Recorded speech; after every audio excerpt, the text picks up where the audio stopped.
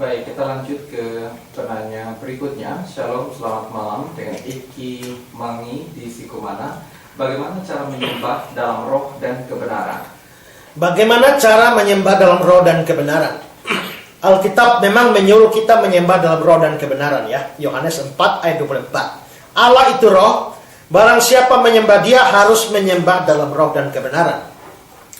Nah, kita perlu mengetahui dulu apa yang dimaksudkan dengan menyembah dalam roh dan kebenaran itu.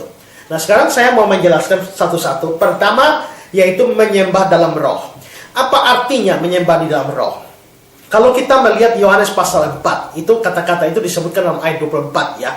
Nah, kalau kita melihat konteksnya, maka menyembah dalam roh itu kelihatannya bermakna menyembah tanpa terikat oleh suatu tempat atau lokasi tertentu. Kita melihat sebelum ini kan Yohanes 4 ini percakapan Yesus dengan perempuan Samaria. Dan kita tahu bahwa antara orang Yahudi dan orang Samaria itu ada konflik sejarah yang panjang. Sehingga mereka tidak bersekutu atau tidak bersatu. Dalam tempat ibadah pun mereka berbeda-beda ya. Orang Israel pusatnya di Yerusalem, ada bait Allah di sana, di Bukit Sion, sedangkan orang Samaria itu ada di bukit atau Gunung Gerizim di Nablus sekarang. Nah, dari percakapan itu lalu muncul kata-kata di dalam ayat 20 di dalam Yohanes pasal 4. Nenek moyang kami, ini kata perempuan Samaria itu, nenek moyang kami menyembah di atas gunung ini, maksudnya Gunung Gerizim. Tapi kamu katakan bahwa Yerusalem tempat orang menyembah, itu tempatnya orang Yahudi. Lalu ayat 21, kata Yesus kepadanya, percayalah kepadaku hai perempuan, saatnya akan tiba bahwa kamu akan menyembah Bapa, bukan di gunung ini, bukan di Gerizim, dan juga bukan di Yerusalem. Bukan di Gerizim, bukan di Yerusalem. Lalu nanti ayat 24 dikatakan, Allah adalah roh, barang siapa menyembahnya harus menyembah di dalam roh dan kebenaran. Itu berarti bahwa menyembah di dalam roh itu harus dikontraskan dengan penyembahan yang terikat oleh tempat. Bukan di Yerusalem, bukan di Gerizim.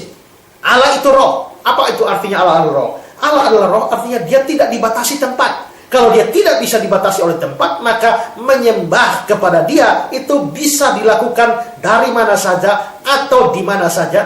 Tidak ada satu tempat khusus yang dapat mengikat Allah di sana sehingga orang harus pergi ke sana untuk menyembah Allah. Dan ini jelas menunjukkan bahwa bagi orang Kristen tidak punya kota suci atau tempat suci dan lain sebagainya. Yerusalem memang kota suci, tapi kota suci bagi orang Israel.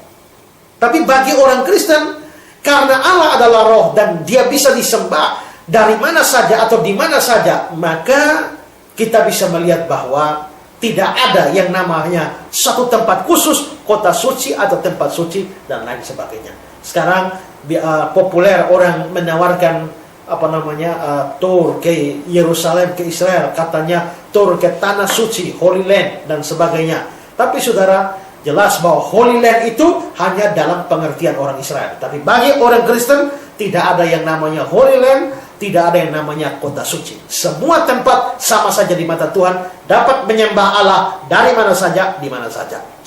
Dan juga saudara, itu juga berarti bahwa menyembah kepada Allah tidak harus terikat satu tempat tertentu, misalnya di gedung gereja. Tapi menyembah atau berbakti kepada Allah, ya bisa di rumah, bisa di restoran, bisa di lapangan, atau di mana saja bisa dipakai untuk berbakti.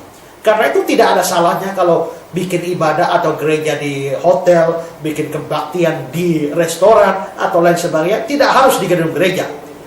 Juga misalnya pernikahan tidak harus dilakukan di gedung gereja.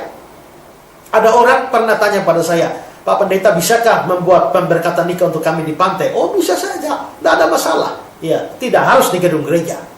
Dan itu juga bahwa orang Kristen tidak harus pergi ke satu tempat tertentu baru bisa berdoa. Misalnya ke bukit doa, menara doa, dan lain sebagainya. Tentu kalau berdoa kita mesti cari tempat yang teduh, yang sunyi untuk bisa berdoa dengan baik. Tapi tidak boleh terikat dengan satu tempat tertentu. Ya. Nah, jadi di sini kita bisa lihat bahwa itu adalah penyembahan di dalam roh. Ya. Dan kalau konsep ini dikembangkan lebih jauh, maka menyembah dalam roh itu artinya penyembahannya roh itu bertentangan dengan sesuatu yang bersifat fisik atau lahiriah. Maka di sini penyembahan orang Kristen itu harus penyembahan yang tidak bersifat lahiriah. Nah, penyembahan yang bersifat lahiriah itu misalnya ibadah lahiriah saja. Ada orang yang asal sudah muncul di gereja lalu dia merasa sudah selesai urusannya dengan Tuhan. Saudara perhatikan bahwa Tuhan tidak menginginkan satu ibadah yang lahiriah. Orang bisa ada visitnya di gereja, di gedung gereja, tapi hati dan pikirannya tidak ada di situ. Nah, ini menjadi persoalan. Allah menginginkan suatu penyembahan yang sungguh-sungguh dengan semangat dan kasih yang muncul dari hati si penyembah. Jadi kalau orang hanya muncul di gedung gereja, tapi hati tidak sungguh-sungguh menyembah Allah, maka itu bukanlah menyembah di dalam roh. Ya, tidak ada juga keharusan posisi tubuh tertentu di dalam berbakti. Ya, ada orang bilang mesti berdiri, ada yang mesti duduk, ada yang mesti berlutut, ada yang mesti tiarap dan lain sebagainya. Tidak ada posisi tertentu. Itu adalah bersifat lahiriah. Atau juga menghadap ke arah tertentu. Itulah sebabnya orang Kristen tidak mengenal yang namanya kiblat. Mengapa? Karena kiblat itu kan didasarkan pada pengertian bahwa Allah ada di satu tempat, ya, di tempat khusus. Makanya orang harus menghadap ke sana. Seperti orang Israel berdoa dimanapun harus menghadap Yerusalem. Ya, tapi bagi orang Kristen tidak. Orang Kristen tidak mengenal kiblat. Mau menghadap timur, barat, utara, tenggara, apapun boleh dilakukan. Ya, karena Allah tidak dibatasi oleh tempat. Nah, itu artinya menyembah di dalam roh. Nah, apa artinya menyembah dalam kebenaran? Nah, kalau menyembah di dalam kebenaran itu artinya bahwa pengertian kita tentang Allah itu mesti benar. Pengertian kita tentang ibadah itu mesti benar. Ya. Nah, kalau kita menyembah dengan sungguh-sungguh, tapi ternyata kita menyembah secara salah, maka biarpun sungguh-sungguh tetap salah. Atau misalnya orang menyembah sungguh-sungguh, tapi kepada Allah yang salah, maka biarpun sungguh-sungguh itu tetap salah. Karena itu maka di sini kebenaran perlu ditambahkan pada penyembahan di dalam roh. Menyembah di dalam roh tidak cukup, harus juga menyembah di dalam kebenaran. Pikiran dan pengertian mesti benar, kepercayaan mesti benar, cara ibadah mesti benar. Dan ini jelas harus bersumber dari firman Tuhan. Kita tidak boleh menyembah Allah atau beribadah kepada Allah di dalam sesuatu yang bertentangan dengan firman Tuhan. Maka pengertiannya mesti benar. Nah, di sini Yesus mengajarkan menyembah dalam roh dan kebenaran. Harus dua-duanya berjalan.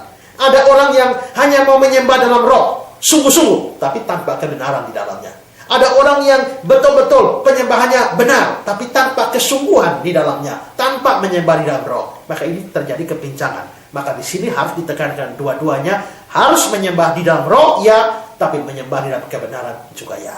Jadi itulah artinya menyembah di dalam roh dan kebenaran. Ya.